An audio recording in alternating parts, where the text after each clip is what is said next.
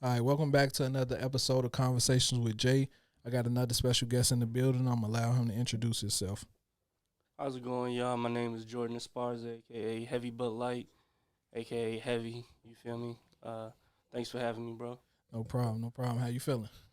Honestly, really good. It's been a nice day, Sunday. You feel me? I cleaned my room, did a whole bunch of laundry, did a whole bunch of shit before coming. Prepared for the week. Yeah, All yeah. right, so where you from, Heavy?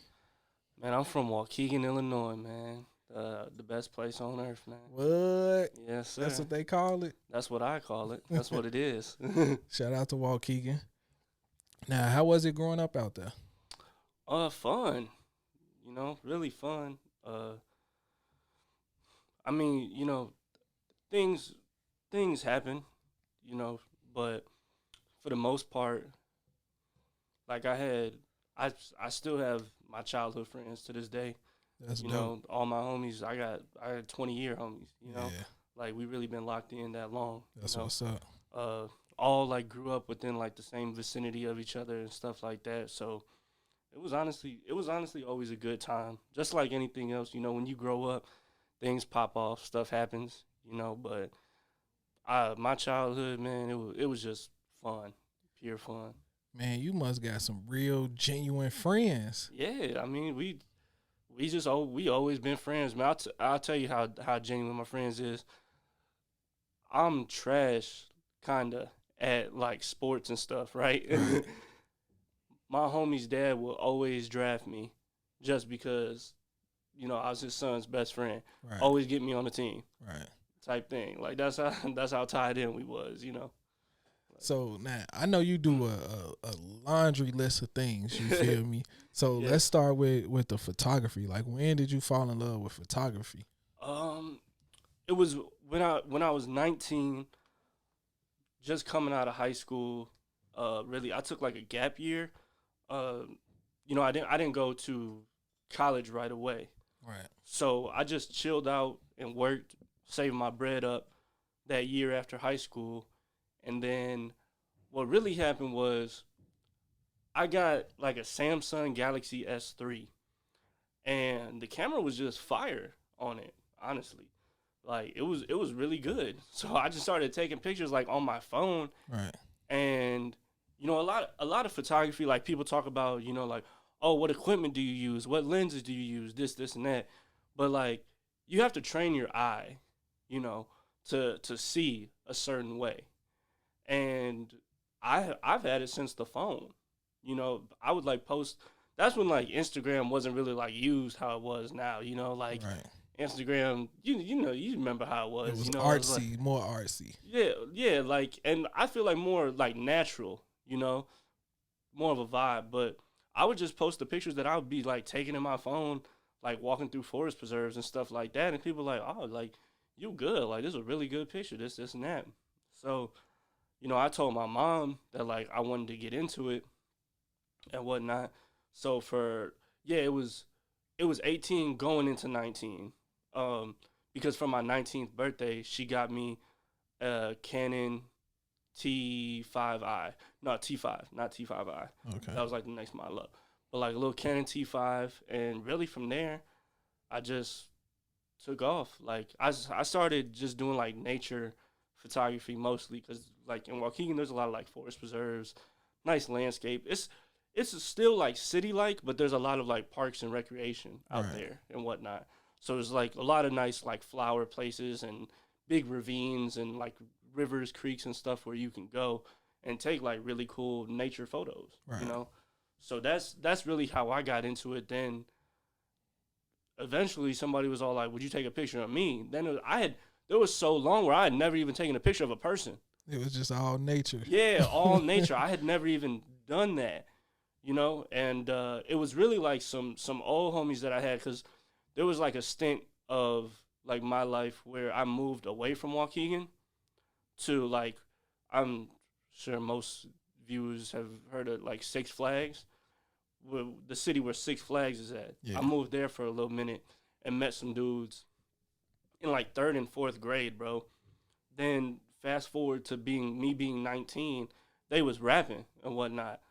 So I'm like, shit, let's shoot. And that's how I started taking pictures of people. Right. Now, you say you started with a Samsung Galaxy. Now, this is something that I was asking myself watching YouTube videos the other day. Like, why do you think a DSLR camera is so expensive, but they putting these high focal length lenses into these cameras, bro? A cell phone camera is powerful if you know how to use it. Like an iPhone 12, like that camera cold as long as you know how to use it. Right. So the make of a camera, right, you're mostly paying for like a lot of the features and sensor technology. That's what a phone doesn't have. A phone doesn't have a really big image sensor. That's why you don't really see a phone with like over 30 megapixel resolution. Right. And it's also slightly like, even a phone with 30 megapixel resolution, that's still not accurate when you compare it to a DSLR or mirrorless camera because their sensor size is so small. The resolution is still not all the way there. That's why, like, I'm really curious to go along with this question, you know, like, how does Apple do the things that they do with these, like, shot on iPhone billboards? Because the biggest problem with, like, camera phones and their sensor quality is that the printing isn't that good because of the resolution. Right. So I'm kind of on their heels. I don't know. I think something's up with that. I think there's a little bit of cap. Apple out here flexing. Yeah, man, because it's just like almost physically impossible, bro. The sensor's so tiny in these phones. Like, you know, you got the camera right here, and like, just to give you a example, like, the sensor inside of this camera is probably not probably, it is as wide as the lens opening. All right. Like, when you take your lens thing off, when you take the lens off, you see it in the middle of the camera. That's how big the sensor is, right. And that's what's helping make a lot of your resolution. That's not in a phone, bro. You know, so it's like, it's a trade-off, you know, because I think that's what's working to their advantage. How many people is printing photos these days? It don't matter. It needs to look good on another screen. You know what's crazy? Like, I had that camera for a nice little while, you feel me? It's still a pretty decent camera, you feel me? I probably had this camera probably for like 8-9 months. Now, I love this camera a lot more, you feel me? It's a newer model camera, but I didn't understand all the functions of a camera. Like, I didn't understand aperture, or I didn't understand the value of lighting, you know what I'm saying? I always thought, hey, if you got a nice high-quality lens, that's all you need, and that's not true. So when like, you my first photographer that I've ever interviewed, and, bro, I have such a respect for anybody that can do some quality things with a camera, because you really have to be educated on a camera in order to get the full potential out of it. 100%, man. I think for me, like, personally, I was more talented before I was skilled, you know? And I actually, like, worked a job at Best Buy, like, through Nikon, where I used to have to teach a camera class. Right. Like, every month I had to teach a camera class. And that taught me, like, a lot about just the physical anatomy of a camera and what a lot of functions are and whatnot. Like, before, I was like, okay, if I lower this number, it's going to be brighter. You know what I mean? If I raise this number, it's going to be brighter, this, and that. And just almost guessing all the time, you know? But, I mean, you just learn as you go, like anything else. You know, Google. Man, that shit tough, bro. Now, as far as the photography, like, you got into it by just having a simple cell phone camera. Now, we talked about equipment. Is equipment as important to you now, because you understand it from a different perspective than a normal person would? I think that you should always do the best with what you have. Firstly, you know, make use of what you have, first of all, because, I mean, honestly, it took me years to get some of the things that I had. I was shooting for, like, nearly, I got the camera I have now, I got, like, Christmas Eve, I think, or like a couple days before 2018, you know? So I was, for over 3.5 years shooting on that little Canon for years, just doing what I could do on it. So now how I look at equipment is all like, this can help me expand what I already have. Right. You know what I mean? Yeah. Like, it can help make like grander productions and whatnot. Because I mean, it's photography, photo. That's light. Light is very important. So having lights and things of such is very important. At the same time, I think the struggle kind of teaches you like foundation. I wouldn't, even when I look back on it, I wouldn't want to have started with like all this equipment and things like that, because it's like, where do you even go from here? Yeah. You know what I mean? That's like when somebody goes like #1 on their first album and whatnot. It's like, how do they top that? So it's kind of one of those things. I know exactly what you're talking about, because I grew up without cable, bro. For the longest, we didn't have cable. I think we got cable at like 16 or 17. But when I was 14 years old, bro, we had a VCI. My mama had the cable outlets in her room. We had some random cable cord that was in our closet when we moved in an apartment. One day, I just randomly went and hooked it up in my mama's room, hooked it up to the VCR. We watching South Park, bro. Mm-hmm. So it's like, sometimes you definitely got to have your imagination. Exactly. And just try to figure some shit out. Exactly. And I think like, because I've seen people, they like do a lot of research before, which also isn't bad. I'm not saying it's bad. But like, they do a lot of research, and they go and they buy this, and that, and they're all like, okay, I got all this stuff, now I'm ready to go and tack it, right? The problem with that, for me and for a lot of people that I talk to, is when you're learning on your own, right, you're kind of asking yourself every question, which is hard to figure out.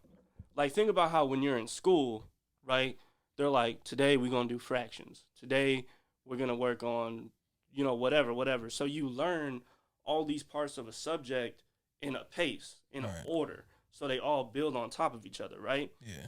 When you're self-educating, you just have a blank space with every question possible. You don't know which direction to go. Right. And that can cause you to run in circles or not move at all, because you're like, well, what do I do first? Like, what's the first thing? Like, what's the best thing? Like, what's the worst thing? So it's just, I think it's good to just go gradually with anything.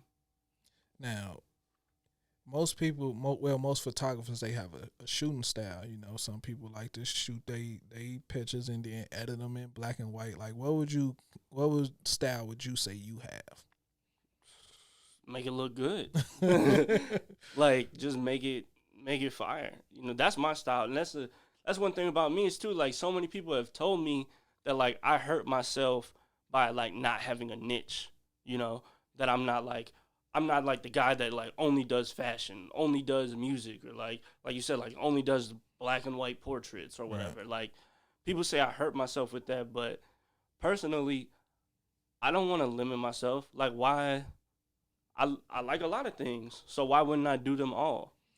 These people telling you that you hurting yourself by not having a niche, are they even photographers? They're, just other business people of sorts. It's, a lot of people comment, people got a lot to say. Yeah, they ain't never done People got a lot to say, but not a lot to do, Right. So it's just one of those things. I just let it breeze past, because I know I feel good doing what I'm doing, so how am I hurting myself, Man, I think it's important to believe in what you're doing. Like, fuck what anybody got to say. Like, last night I was watching this guy. He said he wanted to shoot Nike commercials, so he had did this one video. He had just got a brand new Jeep, and he had shot a commercial for Jeep, expecting Jeep to reach out to him. Now, eventually, he did move on to Nike commercials, but it was unorganically. It was because he did what he did with the Jeep commercial. And then his name started ringing bells, and his name was getting passed around in certain type of rooms, and eventually he made it to Nike. But if you're shooting for something, it usually take a while to get there. You know what I'm saying? It's more than likely going to take a long time. And you say you was just randomly doing it off the love, and then somebody was like, hey, can you take photos of me. Yes. You feel me? Everything to me organically happens when it's supposed to happen. Yeah, 100%. And that's just, I feel like a lot of people don't like processing, you know? It's hard. It's hard for someone to think like what I started today might not come to fruition for 4 years. Right. That's hard. That's hard for a lot of people. But at the same time, like, you were in high school for 4 years, you know? Like, Facts. you'll go to college for 4 years, you know?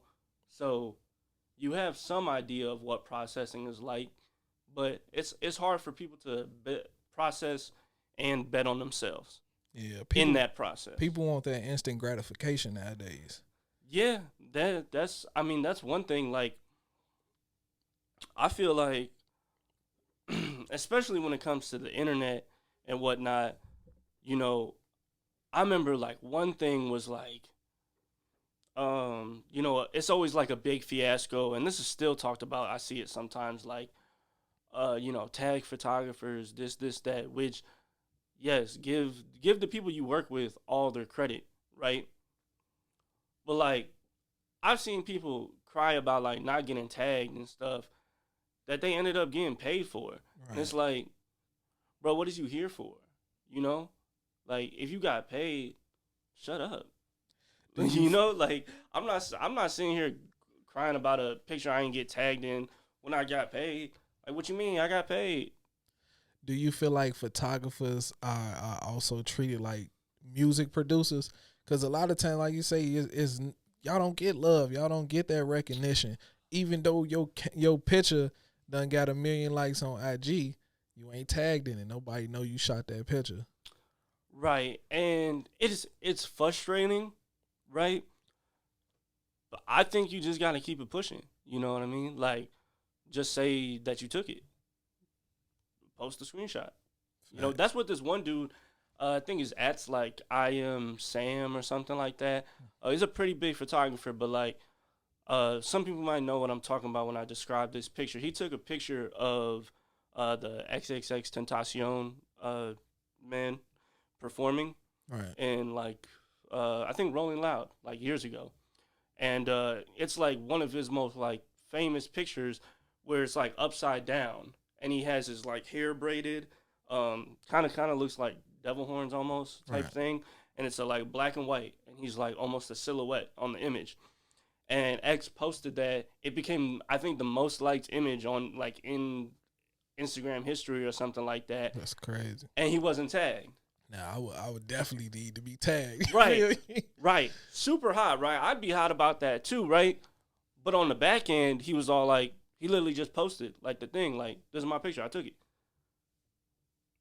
And the thing is, like, people aren't really gonna argue against that or lie about it because, like, I have the files. You know what I mean? Like, you don't have the files. Like, you have a screenshot file. Like, if you want to lie and say that you took it, but like, I got the metadata. Like, I could bring up what shutter speed I took this at. You know, so, and he does. I think he went on the. I think he shot Drake's Scorpion tour.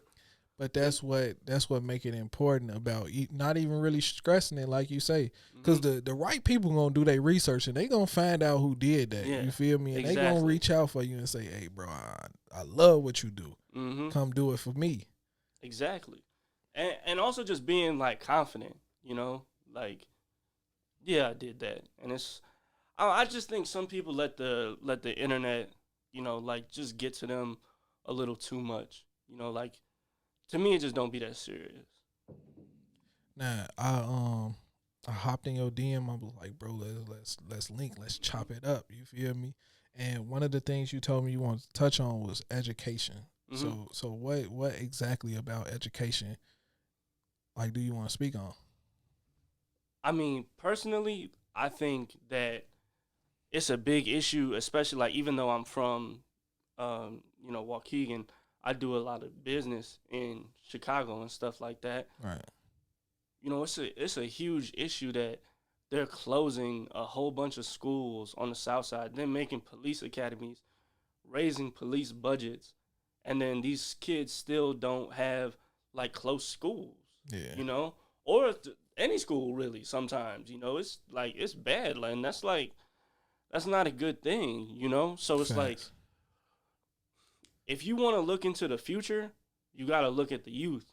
And if the youth isn't being catered to, especially from an educational standpoint, it gets bad in the future, you know?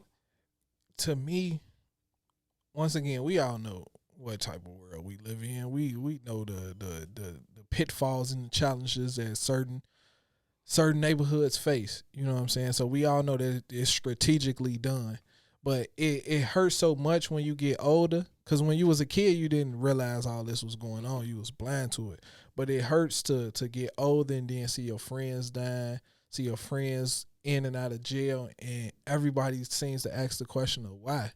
Like it's literally in our face. Why? Like every time I have a podcast episode, for some reason I always touch on no basketball rims at the at the park. Like they literally are handcuffing us and pushing us into the paddy wagon just because they're taking everything away from us. Exactly. It's like, what do you expect kids to do if there's no resources around? And that's the problem, is that a lot of these things are engineered. And then, like you said, you grow up and you kind of like learn what's going on. And it's disheartening because you're like, dang, that's what they was doing to me. You know, that's what they did to my dad. Like, and you look around and think about all the people that, you know, didn't make it as far as you are, no matter how old you are, whether they're deceased or, you know, incarcerated. And you're like, we set up. It's sad because like you look at documentaries and everything, and documentaries just be so on point, bro. They be like, man, this happened because of this and this happened because of that. And it's like, man, no matter how much we're educated, it's still an uphill battle. Like the information is everywhere, but for some reason it's still hard to change certain things. Like I was watching this documentary called Seaocracy or something on Netflix, and it was talking about how they killing all these animals in the ocean, and if the ocean died, then we die. Thing? Bro, it was crazy because they directly linked them taking the fishermen's food in Ghana to the outbreak of Ebola. Like they couldn't catch fish, so they went in the jungles and started catching monkeys and started eating them, and that's what spread this killer disease, bro. So it's the world fucked up. Fuck it. That's just how it goes. No, it definitely is. It definitely is, but I think it's also, I don't think you can fix every problem, but I think problems that we face can be worked on gradually, you know, and I think that goes back to just resources and being involved, especially with the youth, and even like young adults too, you know, that have like, you know, kids that caught long juvenile sentences and ended up getting transferred to adult prisons, and now, you know, he's 22 years old, just got out of prison basically, and he been incarcerated since he was 15. Yeah. You know, like that person needs to be shown some stuff. Like, you know, we just got to get them up to speed, and that's not a bad thing, you know. But people, and I think, you know, R.I.P. one of the biggest inspirations in my life, DMX. I think his passing recently has shed a light on, you know, how quick people are to just say like, oh, you know, like, oh, that's a junkie, you know, they was a criminal, you know, this and that, and you know, prison is used to erase people from our society. It's not used to teach lessons for real.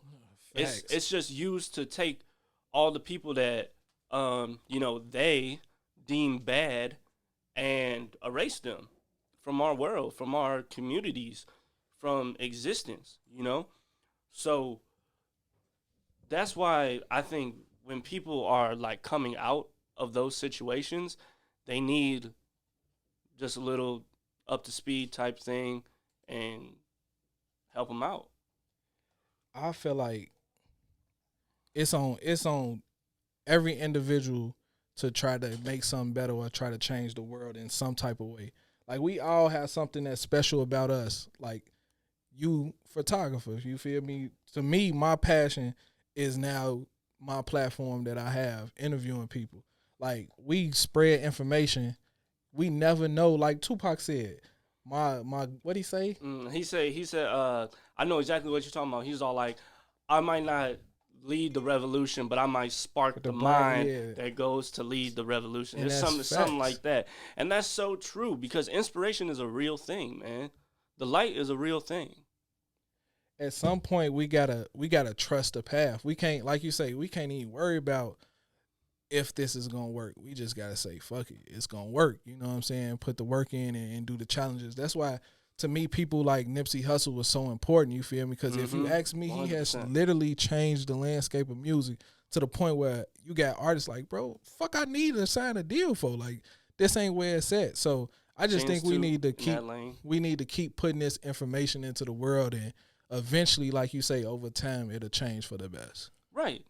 Exactly. And you know, if it never gets put out there, right, then you can never. I mean, then you can say, nobody ever had the chance. This, and that, and it's hard. It is hard to activate people to a certain extent, but I feel like the people that are searching, the people that are looking, the people that want to make a difference, the people that want to see change, they'll find the stuff. You know what I mean? They'll find it, and it'll be cool. You know.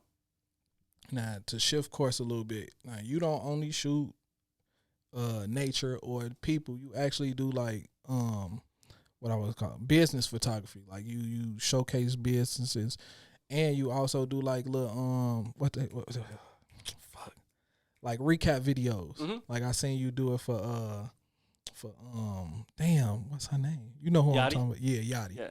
So like, how do you stay focused when it comes to business when you all over the place, bro? You got a That's million the things business. going on, That is the business. but you don't never feel like overwhelmed. Cause I know, I mean, yeah, but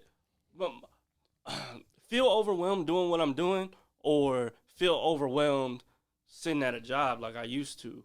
You know what I'm saying? And that's no like sneak this to jobs or anything like that. I trust me, I worked for a long time. You know what I'm saying? I worked for a really long time, just at a day job, this, and that. And I know Biko just posted like a thing about like let your day job fund, what you do, and that is so true.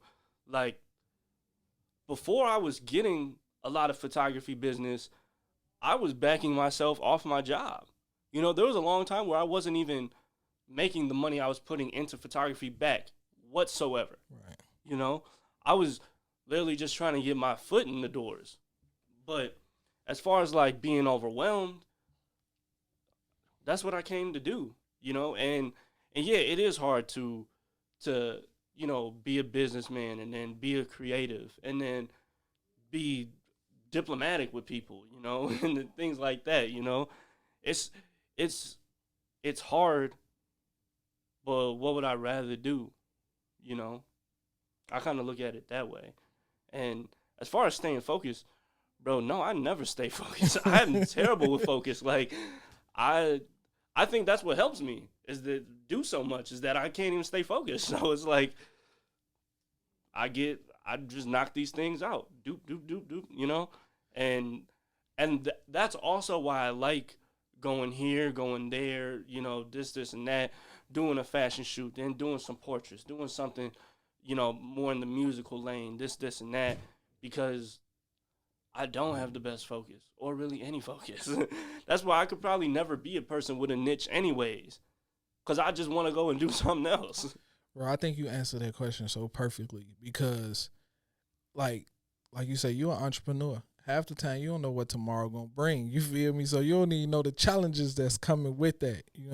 And I know a lot of times I feel overwhelmed. You feel me? I be in the crib like, fuck, man. I said I ain't doing shit Tuesday. Now I gotta do 10 things Wednesday. You feel me? And then I'm like, man, I'm only gonna do 2 things Wednesday. Now Thursday busting. You know what I'm saying? But every day is a new challenge, and like you say, bro, I'd rather do that than to be at work trying to figure out some shit for somebody else. Like, man, fuck that. Exactly. That's like, I one thing I can tell people on like the job tip, which was like the best job I ever had, hands down, was being a bank teller. And the reason why is because one, I learned about finances, which is like super important. So I got like, and I won't sit here and say that I'm like some money smart genius or something like that, because I'm not. Right. But I was paid essentially to receive a foundational financial education, right? Which is really what happened. I felt like when I worked there, I felt like I was getting paid to go to school, bro. That's really what it felt like. And then I worked in, like not the best neighborhood. The bank was, credit union actually, was in, kind of a rough area. But because of that, like I got to meet so many people and talk to so many people and just learn even more about people, which is what I'm really passionate about personally. So I feel like get a job that's not just money though, a job that you can learn from. Right. Because if that's just the thing with anything. If you just getting bread, like it's unfulfilling, Like you a human being, like you have a soul. And that's why people be irritated with their jobs, because they're not getting nothing from but money from this. Let's talk about that life hack you just talked about. It knowing people and being willing to talk to people. Like for a long time that held me back. I don't like Really? to talk. Man, I'm from Chicago, so we don't like to talk to people that we don't know necessarily. Or maybe I say that's my family. That's my family type shit. Like we don't talk to outsiders unless you come talk to us, then we'll talk. But if me and you was just randomly in somewhere in the world, more than likely I wouldn't say nothing to you just because I need to get out of that shell that I've been raised in, you know what I'm saying? But I also, my last job I had, I worked for Comcast. Mm-hmm. And if you going in people's house, you got to talk to them. So that Exactly. forced me to, you know what I'm saying, talk to people. And like you say, bro, I was meeting all types of cool ass people, bro. Like senators and everything, to the point that I'm like, man, this cold, bro. I hate this job. I hate this shit with a passion, but you found the part that benefited you, though. Right, it introduced me to some bigger and better shit. Mm-hmm. So that's a life hack, bro. It is a life hack, man. If you gotta work a job, get one that teaches you something. Whether it teaches you, whatever it is that you want to, learn about, dive into, or even sometimes it might not even be the thing that you want to learn about or dive into. It's like, just make sure you're fulfilling yourself in more ways than just a financial way, because you'll get tired of it quick, and you'll come to resent it quick, and then that just leads to like, what am I even doing? This is all this stuff that just comes out the floodgates after that. What would you say, man? What would you say has been that moment where you look back on everything that you was doing and you was like, man, I'm one of them people, man. I'm a big dog. Man, I don't know if I've exactly had that moment, man. I don't put myself up too high, because I love people, you know what I mean? So I would never, I guess, like pedestal myself, Right. kinda, But the more I am able to help people, the better I feel about my position, whatever it is. So the more help I can extend, the higher I feel, And I'm a helper. That's what I want to be known for. Like, I want to be known as the person that you come to for help. Like, that's why I do so many things, because that's the kind of person I am too. I have many skills, talents, attributes, but at the same time, I want to help people in whatever way I can. And I want to be the person that you come to when you need help. So the more I can extend that, I guess the more of a big dog I feel. The moment I realized you was a big dog, it was you did a photo shoot and y'all was like in the desert or something. Y'all know what I'm talking about? That's bro, right? Bro, solo playing the whole thing. Bro, that shit was cold, bro. I'm like, damn, I need to shoot some shit like that. You feel me? Look, that's the power of collaboration too. Great minds, wanting to take chances, wanting to take risks, and wanting to not conform and do the same thing, not necessarily that everybody else is doing, but that we've been doing. Right. Let's do something different, not because of other people, but for ourselves. When bro ran that past me, I'm like, yeah. My thing is, if I ain't done it yet, I'll probably do it. So that's really all it is for me. Like, as soon as he told me that, I'm like, okay, bet. Send me the dates. Like, let's go. Nah, Flex was in here earlier chopping it up with us, and he say, I think y'all was out bowling or something. He said, and he had just got him a new car. You had the camera. He was like, bro, let's flick it up. You feel me? And boom, separation cover. Yeah, man, that was a super random thing. One thing about that picture was, if you go back and you look at that cover, right, you don't see him. He's a silhouette. And because of that, I almost deleted that picture and just like completely junked it. Not even like on my computer, like just off the camera right away. Right. Because I'm like, oh, bro is just sitting here a shadow. Like, this isn't really usable. This is. I didn't think it was a good picture at first. And I think when you're working on a project, there's a lot of context that's important, So it's like, as more of the music was made, as more things, the track list was getting put together, this and that. Then we ended up with that picture. He tells me he really likes that. I'm like, okay. Because one thing about me is like, I'm very, very, this is one of my biggest faults as an artist. And this is the reason why I actually don't do everything that I probably could be doing. Is because I'm so judgmental towards myself. Like, I do not know how to suspend judgment till like after things are done. When he told me he liked it, I'm like, okay. Like, I didn't really like it. I didn't really think it could be a thing.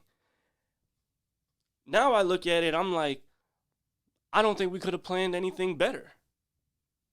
I don't think there could have been a better thing. And when you look at that cover, it's snowing, there's shades of blue, he's a silhouette. When you listen to that album at night, in the cold, different. You feel that picture a little bit more? You feel it. You feel it. It is, the music is that. I mean, that was our life at the time. That's what was going on. So you just stay with the camera. You stay with it on you. Yeah, I definitely keep that thing on me. Would you say you take a picture? Okay, better yet, because I know Raw be up in here, and I ask Raw, I'm like, Raw, you don't never want to like somebody take a picture of you? Do you like having your picture taken? I don't feel no way against it, but I mean, like, at the same time, it's like, I don't know exactly what I'd use it for. I mean, now I guess now, I would say, I don't want to say like part of like brand building exactly, but like I've come to see, and this is also just my growth as a person and like growing out of a lot of negative thought patterns that I used to have, just about myself in general. I'm like, people like me, that was something that like, cause in the past I didn't like myself, so it's like I had to grow to a place where I like myself, and now I think constructively. I won't exactly say positively. I think constructively, and with that, it's like I'm seeing that people actually like me, and the work too, obviously. But like people fuck with me, and to me, that's really cool. I've never been like a super like, I guess, like attention person and this and that, but it's like cool seeing that because I didn't really, I guess, picture that happening. You know what I'm saying? So if somebody takes a cool picture of me, like, I think that's dope. Also I've been working out over the past couple of years. You know what I'm feeling? I'm getting it together, so I don't mind. Sometimes you look good. Sometimes you got a good day out here. So if somebody snap a good picture of me, shit, more power to them. Let's throw it on the ground. Now you touched on working out a little bit. How important is fitness in your life right now? Oh man, let me tell y'all, like, okay, just to, like, a full transparency moment, like, I was low-key going through it, like, pretty much, like, all March, man, like, just, like, not really feeling good, So I've been working out and eating well since November of 2017, right? Okay. In March, bro, for like the first time in 4 years almost, just completely lost it. Just like not working out, not eating right, this, and that. Bro, and just like depressed, like not feeling good. You know what I'm saying? Everything else the same. That's the only thing I'm not doing. You know, so I can say 100% that like it has such a positive impact on like my mental health because it makes me feel like I'm working on myself. Yeah. And the more I make myself better, the better I can make my work. You know, the better I can make my impact on my community. You know, the better I can help my friends, things like that.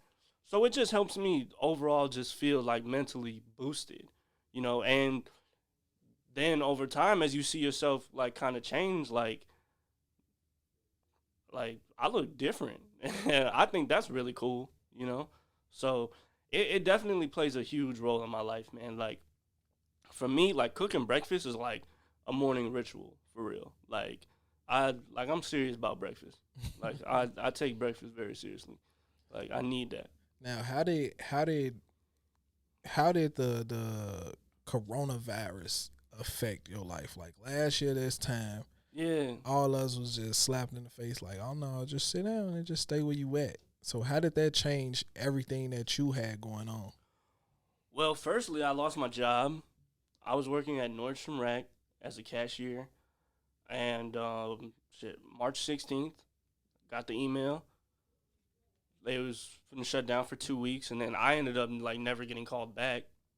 Ended up then that's when I grabbed the teller job because I was all like, well, I guess I gotta be like an essential worker because wasn't nobody trying to link for real. So you know, photography wasn't really a thing Yeah. during that time.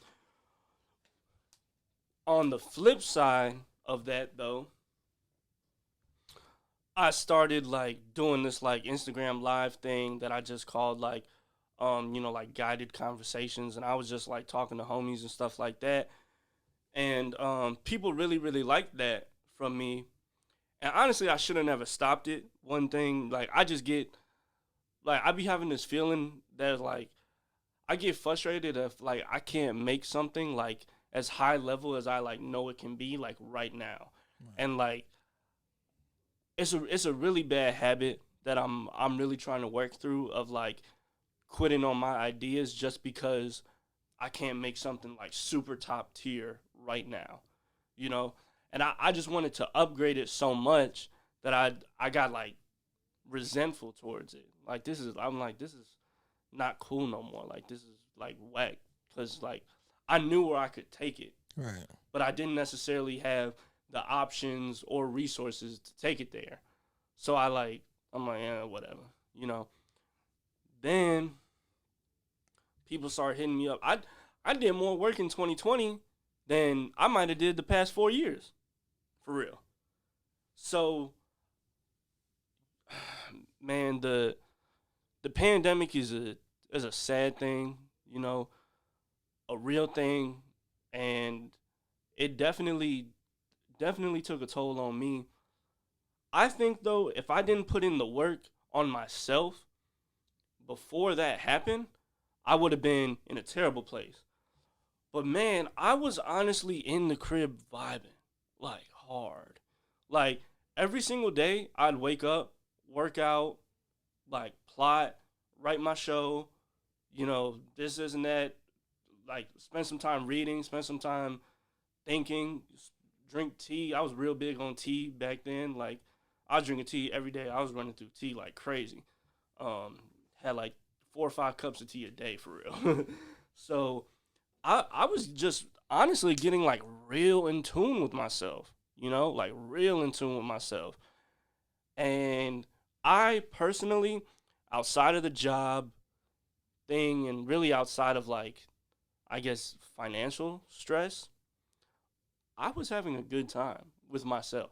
Right. Like, I was really in the crib chilling, man. Like, I was getting it in, especially working out. Like, I was getting it in daily. Like, every single day, bro, I was working out. I think this was a moment for all of us, like you say, a time to like self reflect Mm-hmm. and to once again make ourselves strong in places we lacking at. Like I had already lost my job before Corona had happened, but I had shout out to fuck Comcast, but shout out to Comcast because they put me in a financial place that I had never been in my life. Because once I got that job, they automatically put me in the 401k. You feel me? And I was 6 years into the job, and I had never looked at my 401k, and it was decent. It was busting. And then I looked at it, and I'm like, oh, this shit all right. Then I turned that motherfucker up to aggressive. You feel me? And then Corona happened. Before Corona happened, I was six figures, bro.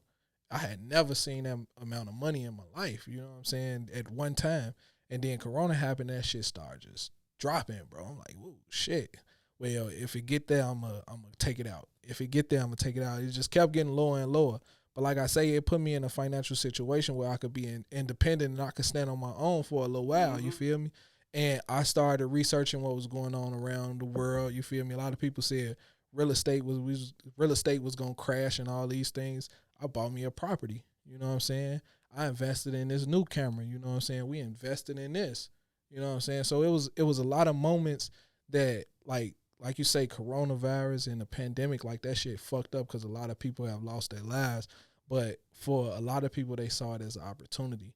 And for everybody that wasn't drastically affected by it, I hope they saw it as an opportunity. You know what I'm saying? Yeah, I mean, it definitely played with my mental health, especially when like I started working again. But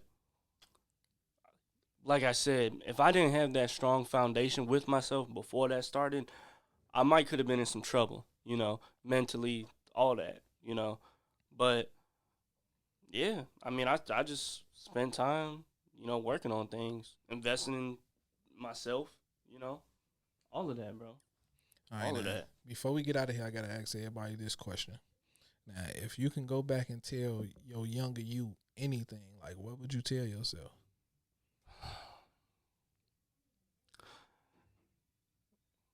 I'd probably just validate a lot of my feelings that I felt like about the world and things that I saw, like especially like pertaining to like school and things like that.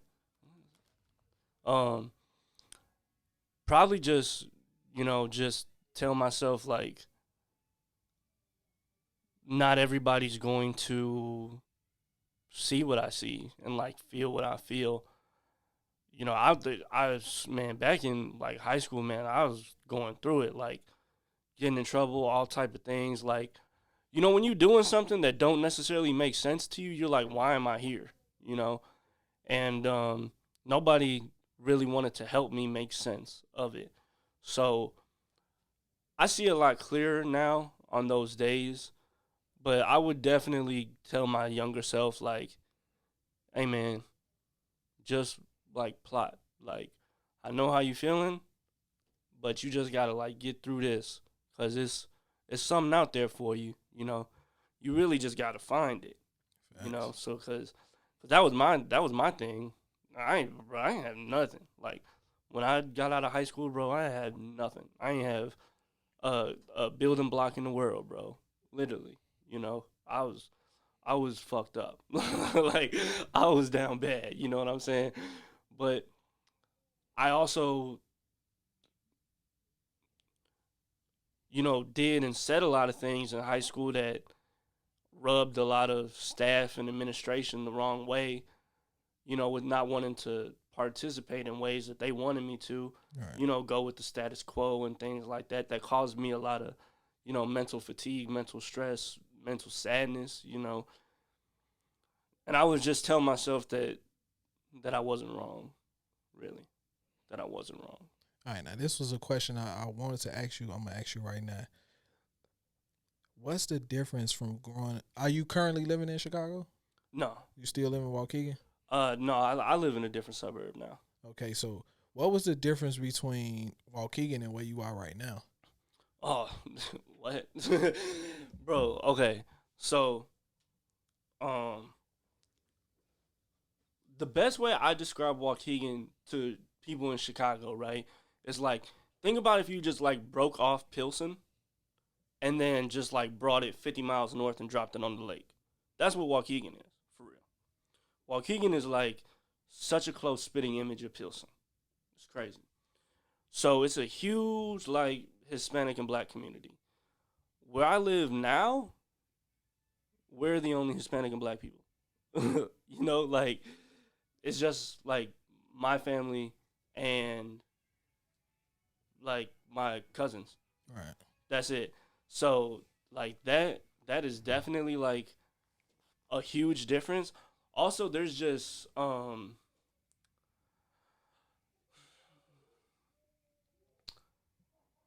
it doesn't feel, I would say, like welcoming. I'm still trying to get my business together to where I can move in the city, and things like that. But like, um, being in an area where the people that live in your house are the only people that look like you is scary. Like, it's really scary because I'm not gonna sit out here and say like, all other types of people is bad and this, and that. But like, it's just not a safe feeling. You know what I mean? Like, I feel like, bro, I've been in some like bad parts of the city, like whether that's Waukegan or Chicago, and I feel if I look around and I see people that look like me, I don't feel scared, bro. Right. Like I don't, like I'm not one of them people that's gonna walk down the street like feeling scared because I'm in the South Side. You know what I'm saying? Like that's not how I feel. One, because I love people. You know what I mean? Exactly the feeling you're talking about. Yeah, though. and if I see people that look like me, why would I, like, that's not scary to me. Like, that's just like I'm in a different community that mirrors my own. Right. You know? So, yeah, man, being like where I'm at now, it's different, it's weird. There's not like culture like where I'm at now. But thankfully it's a nice house, so I rock with that. So that's how I get by mentally. I'm like, whatever. All right, now tell the people how they can get in tune with you. They want to book you, how they could book you, where they can find everything. Have you? So on all platforms, I'm heavybutlite. That's heavy butlite. You can also check out my website, heavybutlite.com. I have request forms on my artist page. Let me know a little bit about, what you want to shoot, and, obviously we'll get it done. And on the other tabs on the left side, you can see my resume there. I also accept, if y'all want to message me, it doesn't matter. I'm not one of them like super uptight professional people. You feel me? So like, if you hit me on the DMs, I'll respond to you. I'm not no hater in that route. But yeah, I'm heavybutlite on all platforms, y'all. Thanks for listening. If you got this far, and yeah, let's work. Let's help each other. Let's do some things. Hey man, shout out to you for the screensavers. You feel me? I got some dope. more. I got some more coming too. I got some more. I'm working. Like you said, man. I work on a lot of things. So I actually forgot. I wanted to do another drop recently, but I forgot. So now I'm just gonna get some better stuff together, and new screensavers coming, y'all, for the summer. Y'all gonna have some new screensavers. You like the when you get the fresh brand new Mac and they already got them joints on there, bro. That's you right there with the screensavers. Hey, look, my friend just put one of my pictures that I took from the Mulholland Trail out in California, where the Hollywood sign is, on her laptop screen, and I'm like, wow, shit look cold. Yeah, looks great. Yeah. So, hey, if y'all see the screensavers, if y'all ever curious, like you got a picture of an oyster or something, that's just random. I don't have no picture of no oyster, but like, if there's something that you want that you think I might have in a screensaver, don't be shy. Just message me. I might have it. I'll give you a one of one. I don't care. I'm not no stingy person. Man, shout out to you for one, your work ethic, two, your work. You feel me? Because I remember I was on the radio and I called you Heavy Butter. You know what I'm saying? But I was saluting your work because most definitely it spoke volumes. You know what I'm saying? A lot of things don't touch me like that. You know what I'm saying? I'm nothing excites me low key. You know what I'm saying?